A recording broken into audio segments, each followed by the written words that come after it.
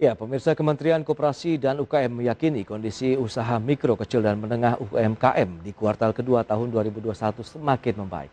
Digitalisasi memiliki peranan penting dalam pemulihan ekonomi nasional serta mendorong UMKM untuk terus berdaya. Menteri Koperasi dan UKM Teten Masduki menyatakan kondisi usaha mikro, kecil, dan menengah UMKM di tanah air pada kuartal 2 tahun 2021 semakin membaik. Teten pun optimistis perekonomian Indonesia bisa kembali bangkit dari tekanan pandemi COVID-19. Hasil survei Mandiri Institut tahun ini menyebutkan kondisi UMKM pada kuartal kedua 2021 membaik, di mana 85% responden mengatakan kondisi usaha mulai berjalan normal pada kuartal kedua tahun ini. Selain itu, sekitar 22% UMKM yang sebelumnya berhenti beroperasi sudah mulai menggeliat kembali. Teten menambahkan, digitalisasi mempunyai peranan penting dalam pemulihan ekonomi nasional serta mendorong UMKM untuk terus berdaya. Data survei Bank Dunia pada 2021 menyebutkan 80% UMKM yang sudah masuk ekosistem digital mempunyai daya tahan yang lebih baik. Selanjutnya, kami mendorong UMKM untuk bertransformasi ke digital. Transformasi digital menjadi kunci pemulihan dan kebangkitan sektor UMKM selama pandemi dan juga pasca pandemi. Kalau kita lihat, riset World Bank menyebutkan 80% UMKM yang terhubung ke dalam ekosistem digital memiliki daya tahan yang lebih baik di masa pandemi. UMKM yang onboarding saat ini ke ekosistem digital telah mencapai 15,9 juta atau 24,9% atau naik 7,9 juta selama pandemi dari target 30 juta di 2024. Sementara itu, survei yang dilakukan Asosiasi E-Commerce Indonesia juga menyebutkan bahwa selama pandemi telah terjadi kenaikan penjualan e-commerce sebesar 25%. Dengan demikian, masyarakat terutama pelaku UKM telah keluar dari zona nyaman dan beradaptasi untuk bertahan. Dari tim liputan IDX Channel.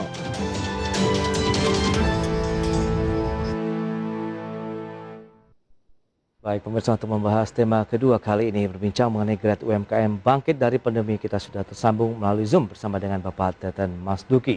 Beliau adalah Menteri Koperasi dan UKM Republik Indonesia. Halo Pak Teten, apa kabar Pak? Baik, terima kasih. Ya. Salam sehat Pak Teten. Ya, terima kasih atas waktu yang disempatkan. Kita bicara mengenai UMKM yang kita tahu juga ini terdampak dengan adanya pandemi COVID-19. Mungkin Pak Teten bisa menjelaskan lebih jauh kondisinya realnya saat ini seperti apa ini Pak Teten, silakan. Ya, UMKM memang terdampak cukup dalam. Ya, ada penurunan omset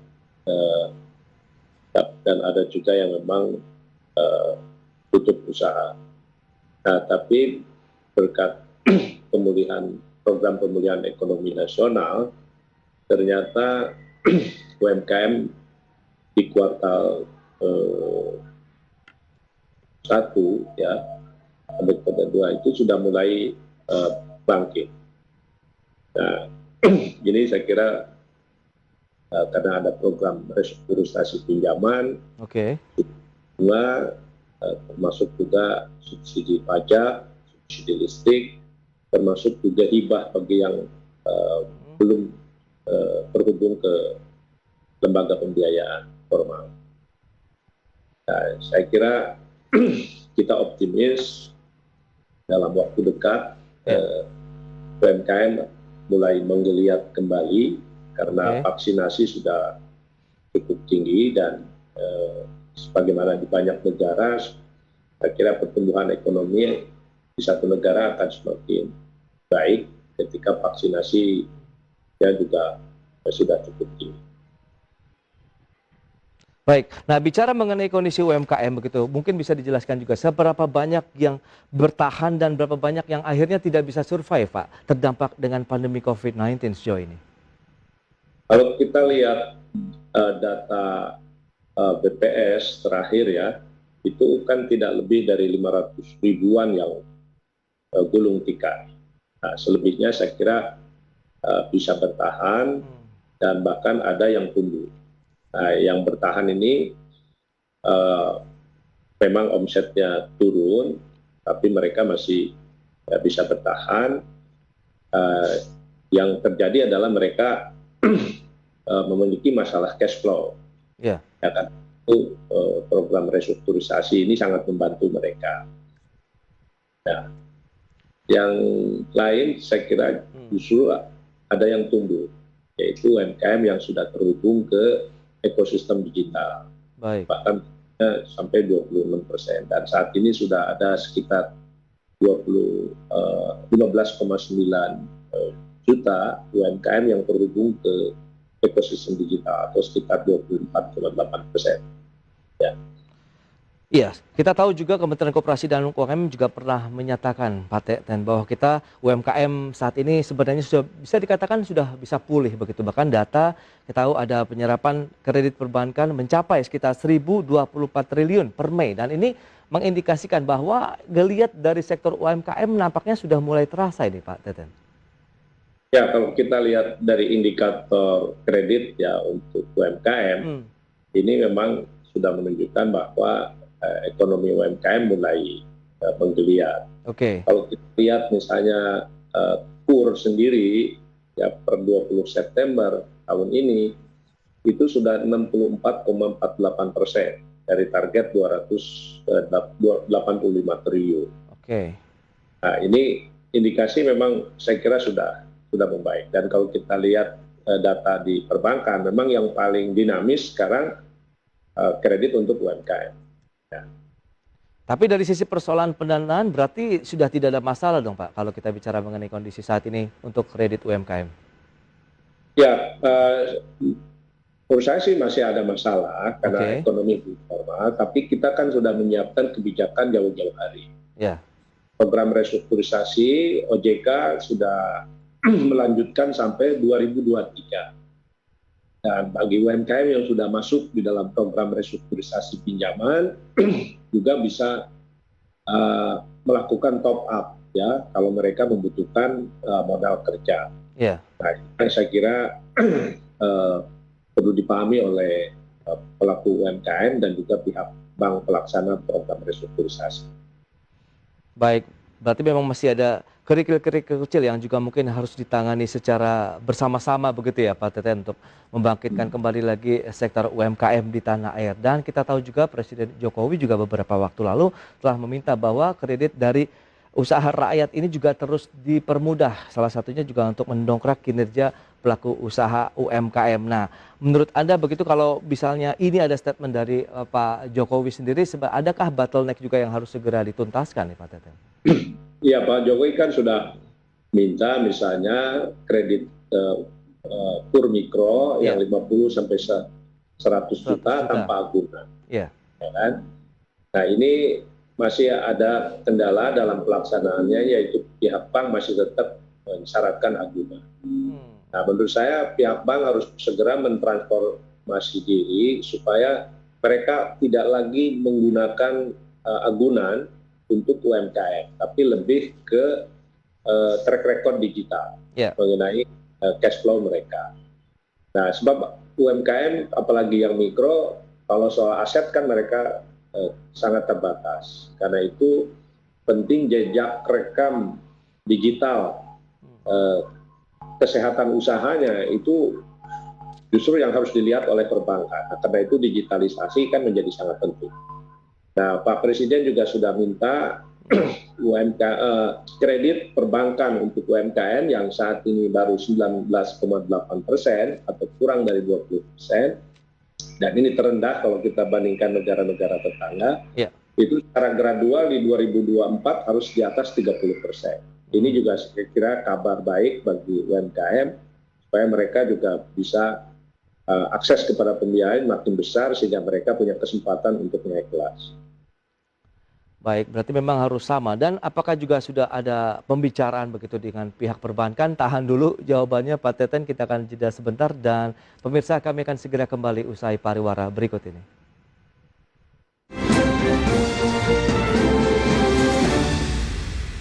Baik, pemirsa, terima kasih Anda masih bergabung bersama kami dalam program Market Review. Dan berikut ini kami sampaikan infografik untuk Anda. Yang pertama terkait dengan penyaluran kredit bank umum ini terhadap UMKM. Selengkapnya bisa Anda saksikan di layar televisi Anda. Baik, kita lihat pergerakan secara bulanan atau month on month. Kalau kita lihat penyaluran kredit bank umum terhadap UMKM ada sedikit penurunan sekitar 0,45% dari sebelumnya di Juni 2021 1.107,59 triliun menjadi 1.102,66 triliun rupiah. Namun kalau kita cermati secara tahunan ada kenaikan sekitar 1,86% perbandingan antara Juli 2021 dengan Juli 2020 dari 1.081,77 triliun meningkat menjadi 1.102,66 triliun rupiah. Adapun secara year to date atau tahun berjalan per Juli juga ada kenaikan sekitar 1,05%. Dan selanjutnya kita akan cermati dari sisi nilai kredit UMKM-nya. Ya, seperti yang bisa Anda saksikan, usaha mikro ini perbandingan secara bulanan antara bulan Juli dan Juni ada sedikit penurunan sekitar 1,69% menjadi 217,25 triliun rupiah per Juli 2021. Kemudian untuk usaha kecil ada kenaikan sekitar 1,7% menjadi 397,07 triliun rupiah di bulan Juli 2021 untuk nilai kredit UMKM. Kemudian usaha menengahnya juga ada kenaikan sekitar 1,7% menjadi 484,34 triliun rupiah dibandingkan dengan Juni 2021. Baik pemirsa, kita akan lanjutkan kembali perbincangan bersama dengan Menteri Koperasi dan UKM RI, Bapak Teten Mas Duki. Ya Pak Teten, berdasarkan informasi yang sudah disampaikan, tadi sempat memang kita bicara mengenai penyaluran kredit. Untuk UMKM dari sisi bank umum, bulanan ada penurunan 0,45%, tapi secara tahunan kemudian year to date-nya ada peningkatan memang Pak. Memang kalau kita lihat Juni-Juli, ada yang menjadi salah satu penghambat, apakah ada kaitannya dengan penerapan PPKM kah atau ada hal lain ini Pak Teten? Mungkin PPKM juga memang sedikit mengganggu ya kegiatan usaha karena ada pembatasan kegiatan sosial dan kegiatan usaha. Baik. Tapi di lain mungkin juga pihak perbankan karena ini kan tahun kedua dari pemulihan ekonomi nasional. Iya. Ya. Nah tahun lalu kan banyak UMKM yang sudah masuk ke program restrukturisasi. Nah kayaknya tahun ini, tahun kedua ini pihak perbankan masih enggan ya untuk menyalurkan tambahan pembiayaan atau top up ya bagi UMKM yang sudah masuk dalam program restrukturisasi. Ya. Nah, sehingga kelihatan menurun. Saya kira Pak Presiden kan sudah beberapa waktu lalu juga sudah mengundang para pelaku perbankan ya. Dan kami pun di Kementerian Koperasi sudah koordinasi terus dengan pihak Himbara gitu ya supaya realisasi kebijakan pemerintah mengenai restrukturisasi pinjaman dan juga penyediaan pembiayaan murah ini harus segera dipermudah. Baik, tapi sejauh ini respon dari perbankan sendiri seperti apa ya Pak Teten? Meskipun kita tahu ini sudah ada arahan langsung dari Pak Presiden begitu, tapi masih kaitannya dengan agunan yang menjadi mungkin salah satu hal yang hambatan lah dari sektor usaha mikronya yang tadi sempat Pak Teten bilang memang untuk agunan itu agak sulit bagi mereka. Ya kalau di level pimpinan saya kira perbankan saya kira memberikan komitmen lah untuk misalnya kur tanpa agunan itu akan dicepat. Nah, tapi kan bagi kepala cabang perbankan di daerah ini kan tetap masih ada kendala karena terkait dengan NPL ini kan juga kinerja mereka. Baik. Gitu ya. Saya kira memang pihak perbankan harus meniru peer-to-peer lending lah, fintech ya, dengan menggunakan teknologi digital. Mereka sudah jauh-jauh hari menerapkan track record digital, bukan lagi agunan. Kan untuk apa agunan kalau ternyata kegiatan usahanya tidak sehat ya. Yang penting kan bagaimana kegiatan usahanya sehat sehingga dia bisa bayar cicilan dan bunganya. Itu kan betul. teknologi digital menurut saya. Yes, dan Anda juga sempat menyebutkan Pak Teten bahwa era digitalisasi ini harus benar-benar dimanfaatkan juga nih untuk pelaku usaha UMKM. Lantas bagaimana sejauh ini penerapan dari Go Digital terhadap industri UMKM kita di dalam negeri? Ya, kalau kita lihat sejak pandemi itu terjadi hampir 100% kenaikan jumlah UMKM yang terhubung ke ekosistem kita. Tadinya kan hanya sekitar 8 juta selama 10 tahun. Baik. Ya, UMKM terhubung ke sistem kita. Nah, saat ini sudah 15,9 juta, ya, atau 24,8%. Nah, ini kan luar biasa. Dan ini saya kira karena memang pandemi yang membuat mereka tidak ragu lagi untuk go digital, sebab sekarang kan ada perubahan market ya dari offline ke online. Nah, tapi ini juga saya kira ke depan pasca pandemi ini perilaku konsumen yang go online ini juga akan menjadi sebuah keniscayaan. Karena itu kami sudah menyiapkan program-program pendampingan, ya, kurasi produk dan lain sebagainya supaya UMKM kita siap go online. Memang tidak semua ya UMKM kita, terutama yang usaha mikro, yang bisa jualan di online. Karena itu juga kita punya strategi.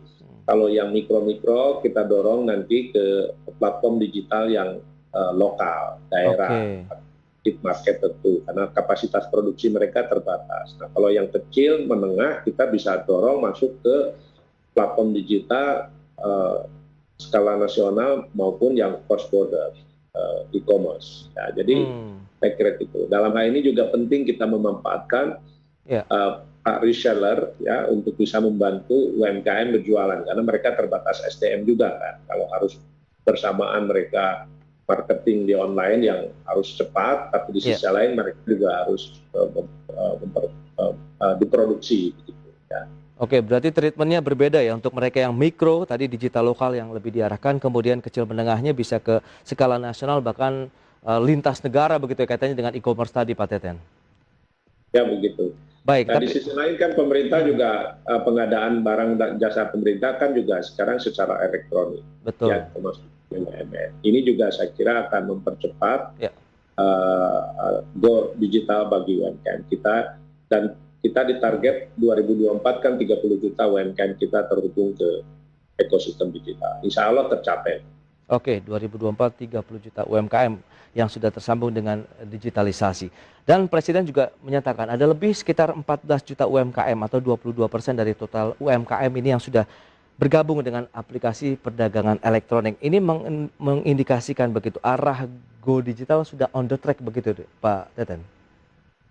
Ya, memang sekarang tidak ada pilihan. Ya, bagi UMKM di tengah pandemi untuk bisa survive itu harus go digital. Terbukti misalnya dari berbagai survei yang dilakukan termasuk oleh BI, yang bisa bertahan dan tumbuh itu yang go digital. Nah, dan ini juga kesempatan baik bagi UMKM masuk go digital supaya mereka bisa mengakses pasar yang lebih luas. Ya, dan sekarang dimanapun misalnya di seluruh dunia sudah terhubung konsumen dengan produsen itu lewat digital. Jadi sekarang retail ekspor meningkat karena banyak, saya kira konsumen dari seluruh pelosok dunia bisa langsung berhubungan dengan produsen di pelosok desa manapun. Nah, ini saya kira sistem logistik, memanfaatkan sistem logistik dari e-commerce cross border juga saya kira sangat membantu UMKM kita terhubung ke market luar. Baik, tapi review dari Kemenkop UKM sendiri Pak Teten untuk produk-produk UMKM kita yang ditawarkan di e-commerce begitu, apakah cukup diminati oleh pelaku pasar begitu, dalam artian konsumen baik di dalam negeri maupun di internasional? Ya, kalau kita lihat yang tumbuh saat ini di atas 26% itu memang untuk 3 kategori produk, yaitu misalnya makanan minuman, home care, dan health care. Ya, saya kira dengan daya beli terbatas,